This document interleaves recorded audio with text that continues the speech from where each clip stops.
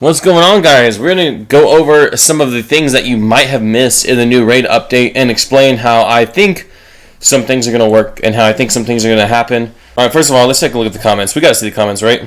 Details are thin on the ground right now from the team in charge of releasing the details. Look at this one.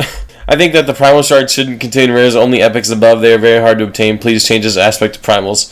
That has a lot of likes too. Holy god, that's like the #1 comment so far. And then any news regarding the Minotaur, when will it have the 2x? So the community, they know what they want, alright? Hey, that's funny. Community is standing on business. I have seen this video, full transparency. Guys, I'm excited for all this stuff, man. Ooh. Alright guys, so this is one of the first things I found interesting in the video. Now, I'm not sure if these relics are so low star level just because they're showing them off for the first time, or if relics really aren't going to have a 6-star yet. Because if you take a look at this, they've even got 1-star relics, 1-star, 2-star, 3-star down here, and a 4-star. I don't, part of me kind of thinks that they will have 6-star. This is just them showing off some stuff for the video. But there's another part of me that thinks, well, maybe with relics they're going to bring them in at a low star level, and then in the future, if they succeed, they'll make 5 and 6-star for them as another content update. Magma Shield, I just want to throw a little prediction for that out right now. I don't think anybody knows what it's going to be, but I can't see them doing something super duper crazy. I'm almost thinking that it's just a shield, a 10% Magma Shield would just be 10% of the champion's health that this is on as a shield, and then if you break the shield, or maybe if you attack the shield, it puts HP burn on you. That's just my guess. This is just all speculation, but I was trying to think, I was what could that be? And to me, it makes sense to put HP burn on you if you attack it or if you break it or something like that. This one right here looks very interesting, where heals and turn meter increase effects applied to allies are boosted by 15%. Something like this will be a must on your Lissandra, on your Arbiter, on your Siphi. These will be a must. But the thing is, though, too, it doesn't have speed on it. Now, maybe that's just this specific one. Maybe these Journal of Necrotosis can roll completely randomly. Maybe you can even get a mythic version that's 4-star, like these guys, with speed on it. But I could see this being an absolute must for any turn meter booster. This one just looks bad, I'm not gonna lie, but it is just a 1-star. It's probably better than nothing. This is a relic where if you've got an extra one, you probably just throw it in one of your Hydra guys that does provoking, just so you get some more stats and a little bonus. I think the gemstone mechanic is cool, having to fit the right stone into the right slot. I think it adds a lot of replayability to this content, because if it works the way I think it's gonna work, ideally you'll be farming these relics over and over and over again, trying to get a quote-unquote god roll. You may farm this sword hundreds of times to try and get a roll that has diamond, diamond, diamond, diamond slot, all diamonds. Or maybe you want 3 squares and 1 diamond. Maybe that's your god roll, because the gemstones that you have that are really good are going to fit in those slots. So I think this adds a lot of replayability. If these gemstone slots are random, which I think they are going to be, based on the fact that it would add a lot of replayability and get you to engage with this content, I think these gemstone slots are going to be completely random. So you may be farming and crafting these things over and over and over again to try and get the god roll to fit your perfect gems into, which makes sense. But you can see rares have 1 slot, epics have 2 slots, legendaries probably have 3 slots, and mythics have 4 slots for gems. Yeah, I have subtitles on, but if you look down here, there is 3 slots in this legendary piece. Raid, bro. How do we get them? Great question. The Forge will be your main source of relics, with crafting materials available in Live Arena, the Clan Shop, and other areas of the game. So I do like the fact that they're adding more rewards to areas that already exist. If you already play Siege, you already interact with the Clan Shop, they're adding these relics to that. That's good, so that anybody can hopefully interact with this content. Even newer players. If you're a newer player, I'm pretty sure you could still interact with Siege. So you'll get some relics from Siege, which is pretty freaking nice, and that's just going to give newer players a big head start after their clan wins a few sieges, or even if you don't get them from winning. I'd imagine they'd be tied to the victory chest, but maybe not. But eventually, if your clan gets a couple Siege wins, you might be able to make some of your core champions a little bit stronger for your clan boss team, and just stuff like that, super early game, where stats can actually really make a big boost because of how weak your gear is. So all of a sudden, an extra 1,000 health from a relic is pretty nice. Crafting relics will be different from crafting other gear. I like this. I like the fact that even the material is good, even the low quality material, even the rare stuff. Very small chance in Mythic. To me, that's it's still a very small chance in Legendary, but a lot more decent than this. But a good chance in Epic, like 15% of the time you'll get an Epic, or 16% of the time you'll get something above rare, which is pretty nice for all the bottom tier material. Because currently in the game, the bottom tier material for like Faction Wars stuff is just a silver farm. You just go and craft it in the forge and you sell it right away. You can't really do anything with it. That is that important. I mean, silver is kind of important, but this is nice to be able to even put in the bottom quality stuff and still have a chance at something huge. I do like this. I'm hoping that this system isn't monetized like crazy. It would kind of suck if people could just buy relics and gemstones from the shop. I just want to mention though, adding the mythical actually made your chance of getting an epic go down, which is very interesting. You would think that it would just steal all the percentage from the rare, but actually no, it looks like it took a little bit of the chance of an epic. So keep that in mind. If you throw in a mythical with crafting material with 3 rares, you actually are lessening your chance for an epic material. Even though you're increasing your chance for higher rarity stuff, you're decreasing your chance for some of the lower rarity things. Now I know epic is kind of toward the bottom. Epic and rare are the bottom 2, legendary and mythic are the top 2, but you are lessening your chance of getting an epic, which is kind of interesting. So if you add 1 mythic with 3 rares, your chance of getting a legendary skyrockets. Your chance of getting a mythical goes to 2%, a little over 2%. That's not bad. I would save my mythicals though. If it were me, so yeah, I think if it were me, I'd try and go mythical, you know? I don't think you want to risk wasting your mythicals with some rares, but I do like how they're showing us some of the odds. Materials will Well, I just wanted to see something there, so... There's no limit to the rare. That's with the rare. So 3 mythicals, 1 rare. Okay, I didn't see the craft button grayed out down here. I was like, wait, his chance with 3 mythicals is the same as his chance with 4 mythicals, where the craft button goes away. You need 4 things in there to craft. Materials you can combine. Yeah, see, okay. That makes sense. Crafting about crafting relics. Not bad. Moving on. We're making some tweaks to live. Well, he did craft a 3-star there. I don't know if you've seen that, but he crafted a 3-star, yeah. So, like I said, I don't think 6-star relics are coming to the game just yet. I think it's going to be 4-star and below for the relics, which I don't mind. I don't mind weaker relics for them to kind of test the system. But I think like pretty much everything in the game is 6-star. Gear is 6-star. Ascension is 6-star. Blessings are 6-star. So I feel like eventually relics are going to go to 6-star as well. Maybe not now, not right off the rip. It looks like, but I bet you probably less than a year after these things come out, they've got 6-star relics tied behind some new content. Alright, YouTube, I noticed this while I was editing, but it seems like the star rating on the relic may be tied to the rarity, because we saw 2 mythicals that were 4-star, and then we've seen, I think we saw 2 rares that were 1-star, epic that was 2-star, and now we've seen 2 legendaries that are 3-star. So rares are 1-star relics, epics are 2-star relics, legendaries are 3-star relics, and mythicals are 4-star relics. That's how it's looking, based off this video. Moving on. We're making some tweaks to Live Arena, starting with the introduction of Seasons, a rework of the gold tiers to give players a different type of challenge. Before you get gold... They say that really fast, but a rework of the gold tier to give players a different type of challenge. This could be really cool. Instead of just limiting you to 1 champion of each type, like only 1 Arbiter, 1 Armands, having a new challenge in there, like maybe only Skinwalkers or stuff, could make for some really, really, really cool stuff.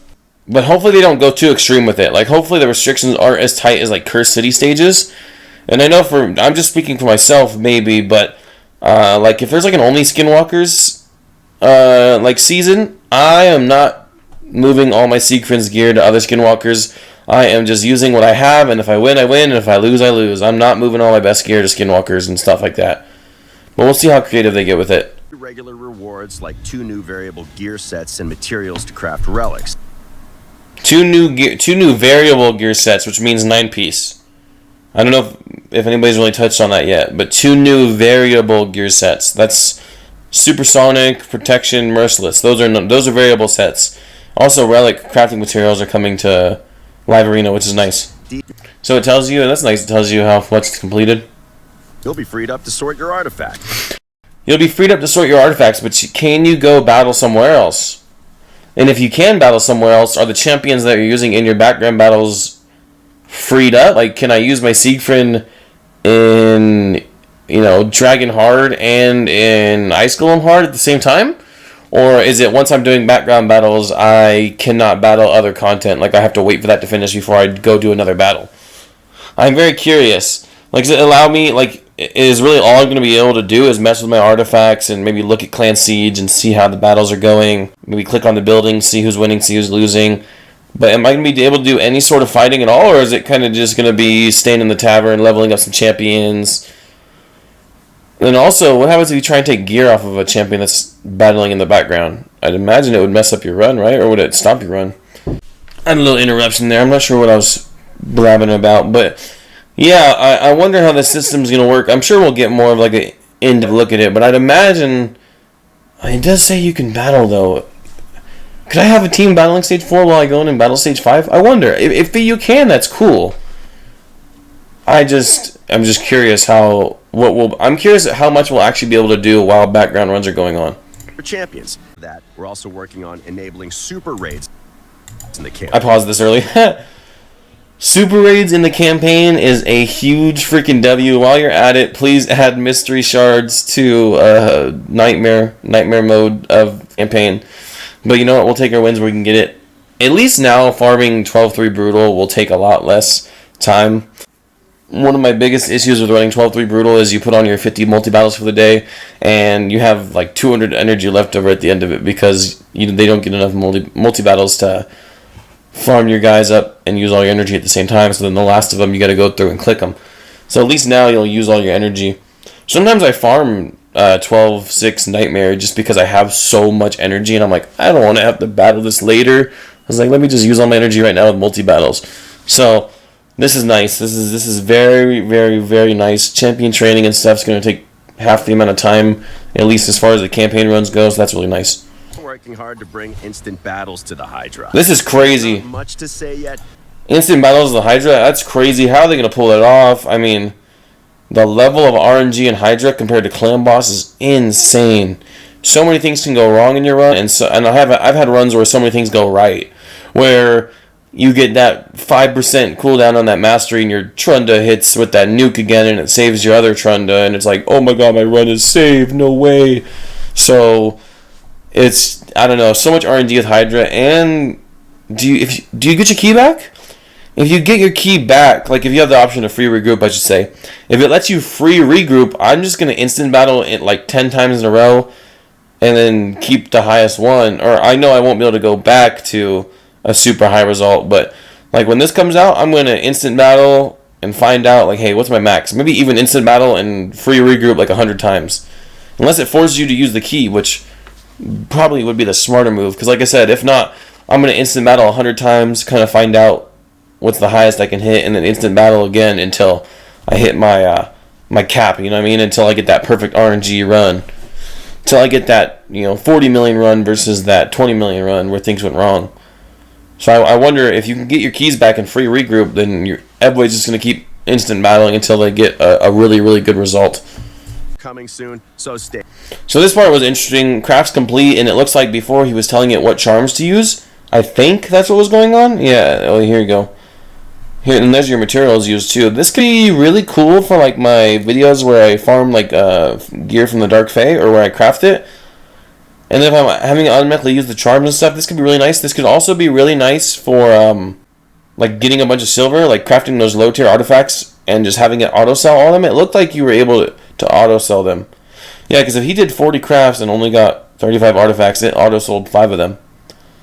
And that weren't within his requirements. That's nice, especially for perception. You could craft a bunch of perception and only keep the stuff that has speed, and then roll it and see if you get good speed rolls. Oh, this is nice. Very, very nice. I didn't think too much about this when I watched it the first time, but now that I think about it a little bit deeper, this looks very nice. Chimera is Teleria's third class. This boss looks so good, guys. Like, this thing keeps popping up. I'm sorry. Oh man, these forms look so good, dude. When I watched this morning, I was like, wow, these guys look so good. It has 4 forms in its ultimate form, and it will change forms every 5 turns on a preset rotation. You'll know exactly what's coming and when. Every 5 boss turns, I would assume. Yeah, it must be boss turns. Want this fight to drag out. So after I love this. boss turns, the Chimera will escape. Love this. What makes After 65 turns, the boss escapes. I think that is freaking awesome. I also kind of just like the idea that it escapes. Like, They could have easily made it just wipe your team, but I like the fact that it's not like, I don't know, I like the fact that they're not like, oh, you hit time limit and your team just instantly wiped. I think it's kind of cool that it runs away, like, so that you can fight it again in the future. I think that's kind of cool. It's just a cool, like, little mechanic, in my opinion. The more trials you complete, the stronger the Chimera's ultimate form becomes. I'll pause it right there. I think I paused it, like, a little too early, but whatever. I wonder if these will be worth completing, because the rewards, at least on here, look like it's just a little bit of crafting material. I wonder if these will be worth completing, because it's going to make the boss harder, which is just kind of worries me. Like, is it going to be more optimal to just do as much damage as you can, or is it going to be more optimal to focus the trials, or is there going to be like a happy medium? Like maybe do the first couple trials, and the boss doesn't get too many bonuses, and you're able to still run the long fight and do a bunch of damage. Or, like, I'm just curious. What's going to be the most optimal way to run this? I'd imagine you'd want to go for the trials, but you're going to make the boss harder. So, do you want to just go only for damage and ignore the trials? I don't know. Okay, so you're going to get gemstones from him. I didn't notice that the first time I'd watched the video. You get gemstones from the Chimera. Okay. That's fine. Hell yeah. The other rewards you'll get just for fun. On normal, he got a blue rarity. Okay. Chimera.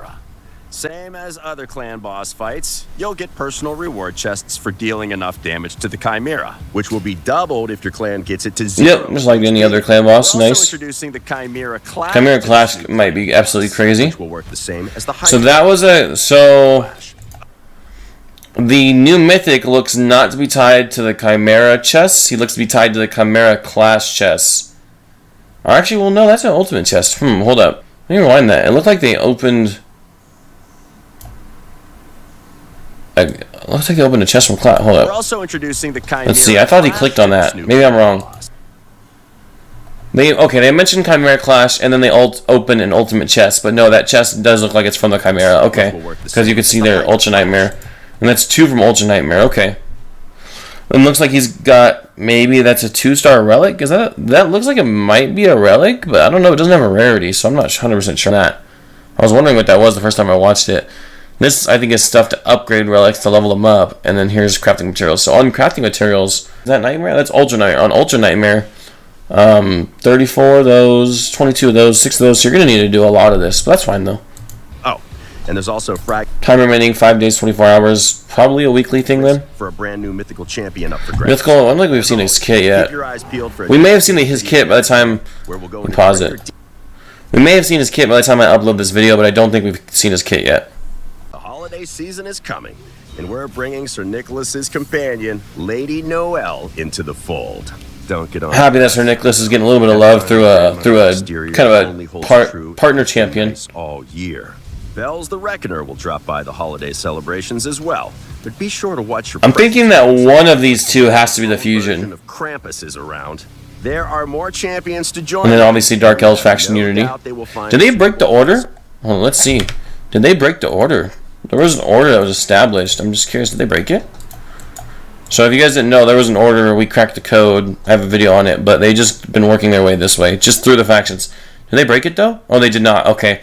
Knights Revenant is after Dark Elves. I was like, is Dark Elves after Knights Revenant? Okay. So next is Dark Elves, then after is Knights Revenant, then Dwarves, Shadowkin, and Sylvan Watchers. And then I wonder if they're going to go back and repeat. But yeah, they've just been doing them in order. They might just do one of each. Maybe on the last one, they'll announce the new faction by the time they get there. And I'm thinking, too, either Sir Nicholas's wife is going to be a fusion, or it's going to be that Krampus guy. One of them is going to be the fusion, I'm fairly positive. Part of me thinks it's Krampus, but I think it would be really cool to have it be the wife of Sir Nicholas, because I think he was the first Christmas fusion. I think. I didn't play back then, but I think Sir Nicholas was the first Christmas fusion. So it would be cool to have his wife as a Christmas fusion. But we'll see, though. Heck yeah. Heck yeah, man. The video looks good. I don't know if my quality was the best the whole time, but I'm not going to show the whole video. When I edit this, I'm just going to show the parts that we kind of end up touching on. So, guys, I hope you enjoyed our little in-depth analysis on the update. Obviously, some stuff is speculation, but I just wanted to kind of put some thoughts in your guys' head on maybe how things are going to work. And I'm also curious how they're going to make some of these things work and how some of these systems are going to actually be in-game. And I'm not trying to, put any negativity on the update. I think you guys, if you watch my channel, you know I'm pretty positive about almost everything because I love this game. I was just like, oh, I wonder how they're going to pull that off. How are they going to make that work? But I'm extremely excited for this update. This looks like one of the best updates in the game's history, so I am freaking excited, man. Oh, it's going to be so much fun. I cannot wait. I'm just curious how some of these systems are going to work when they actually get into the game. Well, I hope you guys enjoyed. I'll see you in the next one. Peace out.